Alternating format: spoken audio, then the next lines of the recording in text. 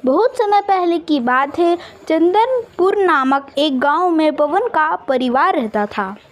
नेहा शर्मा परिवार की बहू बनकर आई थी।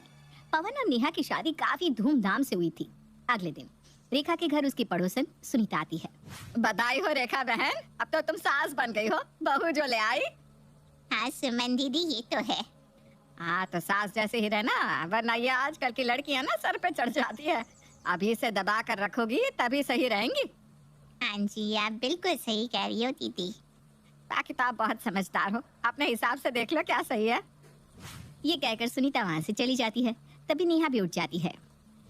नेहा आज का तो ठीक है, लेकिन हमारे घर में औरतें ना टाइम से उठ जाया करती है। ठीक है माँ जी, अब से देर नहीं होगी। चलो अब सभी के लिए कुछ बना दो। इतने में नेहा का भाई सोनू आ जाता है। उसके साथ उसके कुछ दोस्त भी होते हैं। अरे मेरी बहन क्यों खाना बनाएगी बंदूक ठोक के? सोनू और उसके दोस्तों को देखकर रेखा डर जाती है। अरे बेटा तुम आओ आओ, खाना तो मैं बना दूंगी। नेहा बेटी बस मेरी मदद करेगी। ऐसे हम थोड़ी ना अपनी नई नई बहू से सारा काम करवाएंगे, है ना बहू? नहीं माँ जी, मैं खुद बना लूंगी, आप आराम करो।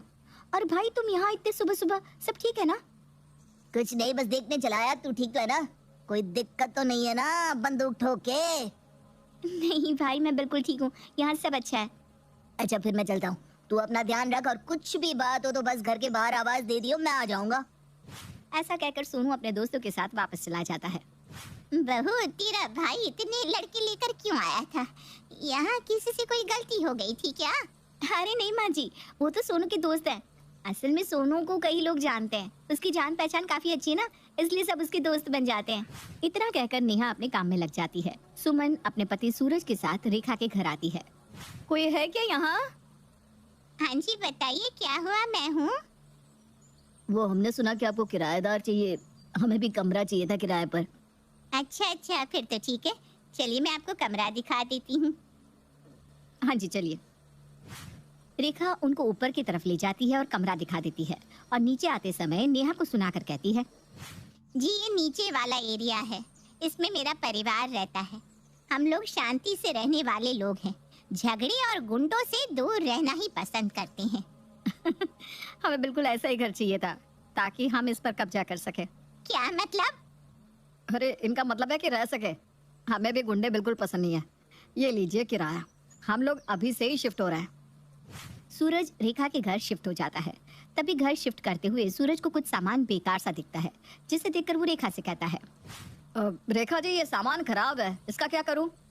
फेंक दो जी इसे। तभी वहाँ सोनू अपने दोस्तों के साथ आ जाता है। किसको फेंकना है मुझे बताओ, बंदूक ठोक के फेंकाऊंगा। अरे बेटा, अपनी बंदूक के बिना भी कोई बात कर लिया कर। भाई वो कूड़ा फेंकने की बात हो रही है। अच्छा वो छोड़, तू यहाँ कैसे आया? कुछ नहीं, दोस्तों के साथ बैठा हुआ था, भूख लग गई तो सोचा तेरे पास आ जाऊं। सुना है रेखा आंटी बहुत अच्छा खाना बनाती है बंदूक ठोक के। हाँ हाँ तू बैठ, मैं बस अभी बना कर लाई। नहीं माँ जी, मैं बना कर ले आती हूँ। अरे बनाने दे, वरना बुढ़ापे में आंटी की हड्डियों में जंग लग जाएगा। दोनों भाई बहन बैठकर बातें करते हैं और रेखा सारा खाना बना लेती है। लो बेटा खाना खाओ। क्या स्वाद है, मजा आ गया बंदूक ठोक के। बेटा कहीं तो बंदूक मत ठोक, खाना खा लो। वहीं ये सब होते हुए सुमन और सूरज भी देखते हैं और कहते हैं, अजी ये कौन है, कोई गुंडा मालूम होता है। लगता तो मुझे भी यहाँ का कोई बड़ा गुंडा है। तो हमें इसका इस घर में आना जाना बंद करवाना होगा, तभी हमारा मकसद पूरा होगा। तुम बिल्कुल सही कहती हो, हमें रेखा के कान भरने होंगे ताकि वो इस गुंडे का यहाँ आना जाना बंद कर दे। फिर मौका पाकर सुमन रेखा के पास जाती है और कहती है, बहन जी ये गुंडा आपके यहाँ क्या करने आया था? अरे क्या ही बताऊं, ये मेरी बहू का भाई है। आए दिन घर आ जाता है और धमका के रखता है, डर के मारे इसकी बात माननी पड़ती है। तो आप इसका कुछ करती क्यों नहीं? ऐसे गुंडे घर में आएंगे तो मोहल्ले में नाम खराब होगा। आप बिल्कुल सही कह रही हो, मैं कल ही अपने बेटे से बात करके इस गुंडे का घर में आना जाना बंद करवाती हूँ। अगले ही दिन रेखा अपने बेटे पवन से कहती है, बेटा मुझे ये लड़का सोनू कुछ ठीक नहीं लगता, गुंडों की तरह कभी भी घर में घुस आता है और खुद तो खाता ही है, अपने आवारा दोस्तों को भी ले आता है और यहाँ खाना खिलाता है। माँ वो नेहा का भाई है ना? तो मैंने कब बोला बहन है, मैं तो बस ये कह रही हूँ कि उसका यहाँ आना जाना बंद करवा दो ताकि हम शांति से जी सके। ठीक है माँ, मैं नेहा को बोल दूंगा। इसके बाद पवन नेहा के पास जाकर कहता है, अब सुनो नेहा, माँ को ना सोनू का यहाँ आना जाना पसंद नहीं है, तो सोनू को कह देना आज के बाद यहाँ ना आए। भला ऐसा क्या कर दिया मेरे भाई ने?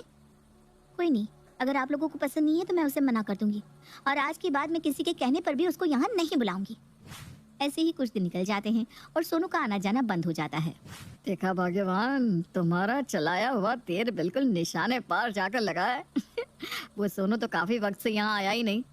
हाँ, और यही सही वक्त है, हमें अपना काम करके यहाँ से निकल जाना चाहिए। ऐसा सोचकर दोनों नीचे आकर सुमन के पास बैठ जाते हैं, जहाँ पवन भी बैठा था।